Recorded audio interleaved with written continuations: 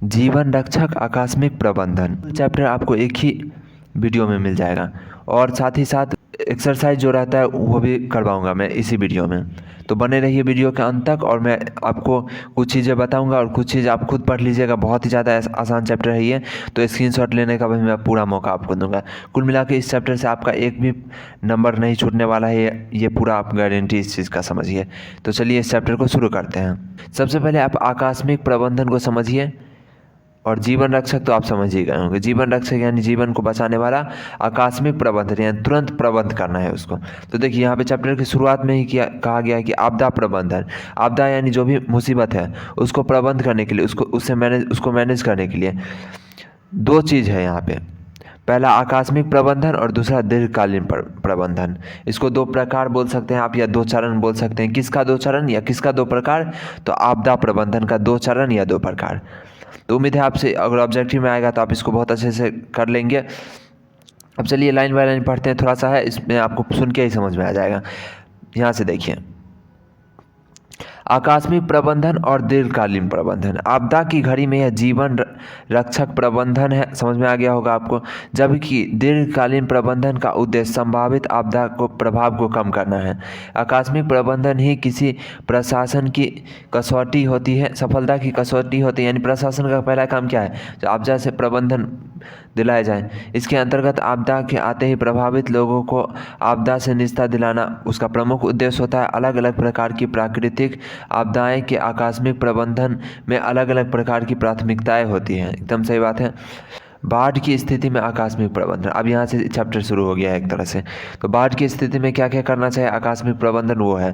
तो आप अगर बिहार से होंगे तो इससे बहुत ही ज़्यादा परिचित होंगे। तो चलिए एक बार रीड करते हैं इसको।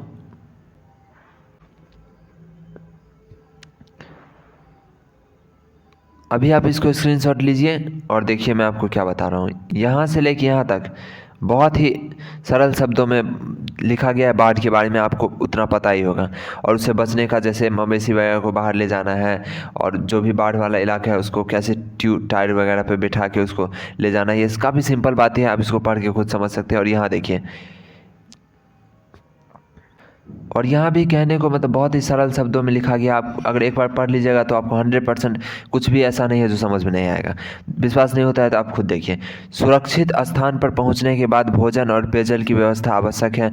बच्चों के लिए दूध की व्यवस्था, महामारी से बचने के लिए गर्म जल, गर्म भोजन तथा छोटे से जगह में मिलजुल कर रहने के लिए वातावरण बनना आकस्मिक प्रबंधन का ही हिस्सा है। पशुओं के लिए चारे की व्यवस्था भी उतनी ही आवश्यक होती है।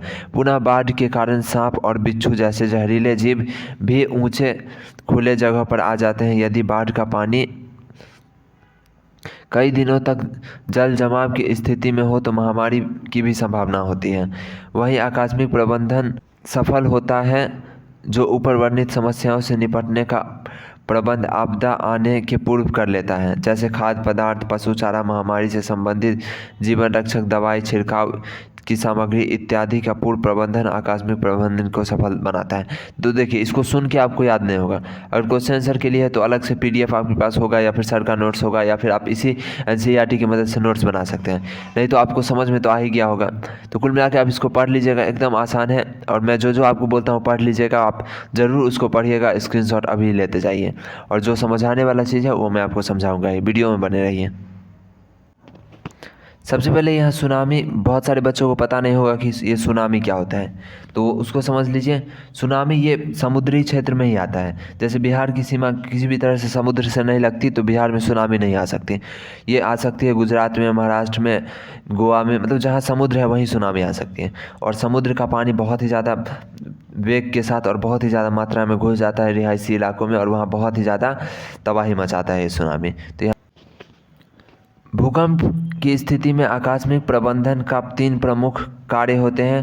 पहला, बचे हुए व्यवस्थित लोगों को राहत कैंप ले जाना और उसे सभी प्रकार की आवश्यक सुविधाओं उपलब्ध कराना। वैसे लोगों को मलबे से निकालना जो अभी भी दबे हुए हैं। अकाल मृत्यु प्राप्त आम लोगों को और जानवरों को सही स्थानों पर दफना कर या धार्मिक रीतियों के अनुरूप अंतिम संस्कार करना। ऐसा न करने से महामारी फैलने की संभावना रहती है। तो भूकंप में क्या होता है, लोग दब जाते हैं और उनके अगर बॉडी को सही से निकाला नहीं जाए तो वो क्या होता है, बहुत ही ज़्यादा में महामारी फैलने की संभावना होती है। और यहाँ पे सुनामी के बारे में दिया हुआ है, तो चलिए इसमें देख लेते हैं क्या है। सुनामी की स्थिति में तट पर रहने वाले लोगों के लिए सुनामी एक भीषण आपदा है। कई मीटर ऊपर उठे जलीय प्रवाह से तटीय लोगों के मरने, समुद्री जल में समा जाने तथा जल के प्रहार से घायल होने की संभावना रहती है। अतः पहली प्राथमिकता है कि घायलों का प्राथमिक उपचार कर अस्पताल पहुंचाया जाए तथा लापता का पता लगाने के लिए हेलीकॉप्टर और रडार जैसे यंत्रों की मदद से ली जाए। शक्ति चालक समुद्री नौकाएं भी सुनामी के बाद इस कार्य में लगाई जानी चाहिए। मृत लोगों की पहचान और संबंधित परिवार को न सिर्फ सांत्वना वरन सभी प्रकार की आवश्यक सहायता के साथ साथ काउंसलिंग परामर्श की भी आवश्यकता है। ऐसे परिवारों के साथ प्रशिक्षित स्वयंसेवी के रहने से मानसिक रूप से वह उत्पीड़न आपदा से बाहर आ सकता है। पुनः खोए हुए व्यक्तियों का पता लगाने के लिए न सिर्फ शक्ति चालित नावों की मदद, रडार, हेलीकॉप्टर और कृत्रिम उपग्रह की सहायता ली जा सकती है। ऐसे कार्यों में नौसेना की सहभागिता निश्चित होनी चाहिए। बिल्कुल आपको समझ में आ गया होगा, बहुत ही आसान शब्दों में यहाँ बताया गया। अब मलबे में दबे लोग यदि जीवित है तो उसे तत्काल मलबे से बाहर निकालने की जरूरत है। प्रारंभ में कुत्ते के सूंघने के आधार पर जीवित होने की संभावना का पता चलता था, लेकिन वर्तमान में इंफ्रारेड कैमरे की मदद से, ध्वनि श्रवण की उपकरण की मदद से, बायो रडार से मलबे के नीचे दबे हुए लोगों का पता लग जाता है। इस प्रकार के आकस्मिक प्रबंधन के लिए यह अति आवश्यक है कि पंचायत में पूर्व ही इस प्रकार की यंत्रों की व्यवस्था होती है। यहाँ पे देखिए बायो रडार का इस्तेमाल किया जाता है मलबे में दबे लोगों का पता लगाने के लिए, और इंफ्रारेड कैमरे की मदद से भी इसको पता लगाया जाता है। तो ये सब वर्ड आपको यह ध्यान में रखना है, बाकी कुछ है नहीं। मुझे नहीं लगता इसमें एक भी कठिन प्रश्न बन सकता है इस चैप्टर से। तो कोई भी व्यक्ति अगर इस आपदा में जूझा हुआ व्यक्ति है, भूकंप की स्थिति में, आप मलबे से निकले हुए व्यक्ति को सबसे पहले उसको सही तरीके से सुलाने की प्रक्रिया यहाँ है, जिसमें आपको सिर को थोड़ा पीछे करके और उसके बाद पाँव को एकदम सीधा कर देना है, और उसके बाद यहाँ पे जिस तरह से बताया गया है उसको पलट देना है लास्ट में, और इस तरह से देखना है कि उसको हरकत कर रहा है कि नहीं। ऐसे करने से वो व्यक्ति, हताहत व्यक्ति को श्वास लेने में आसानी होती है। ये जो प्रक्रिया बताया गया है, तो उसमें कुछ और ज़्यादा अगर उसके हार्ट सांस लेने में दिक्कत है तो आप उसको मुंह से CPR दे सकते हैं, तो उस चीज़ का जिक्र तो यहाँ पे नहीं है। बाकी आग लगने की स्थिति में पढ़ लीजिएगा, बहुत ही आसान है ये, आप स्क्रीनशॉट ले लीजिए, इसको भी पढ़ लीजिएगा। ये चैप्टर का वीडियो बनाने का एक और उद्देश्य मेरा ये था कि बहुत सारे बच्चे का बुक फटा हुआ रहता है पीछे से, जिसके कारण वो इस चैप्टर को छोड़ देते हैं। हालांकि इससे ज़्यादा उन्हें दिक्कत नहीं होती क्योंकि ये बहुत ही आसान चैप्टर है, तो फिर भी आप इसको पढ़ लीजिएगा। ये लिखिए, स्क्रीनशॉट ले लीजिए, और अब चैप्टर ख़त्म ही हो गया। ये लीजिए स्क्रीनशॉट, इसे भी ले लीजिए। अब देखिए यहाँ पे क्वेश्चन है, फटाफट बनेगा क्योंकि इस चैप्टर में कुछ हार्ड है ही नहीं। बाढ़ के समय में निम्नलिखित में से किस स्थान पर जाना चाहिए? ऊंची भूमि वाले स्थान पे जहाँ है वही उसी स्थान पर, गांव के बाहर या खेत में? तो ऑब्वियसली ऊंचे स्थान, भूमि वाले स्थान पे।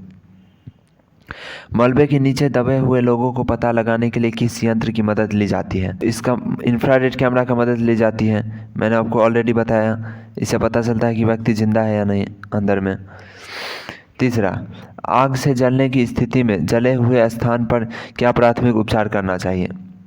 तो ठंडे पानी डालना चाहिए, गर्म पानी डालना चाहिए, अस्पताल पहुंचाना चाहिए, इनमें से कोई नहीं। तो इसको पहले ठंडे पानी से डालना चाहिए।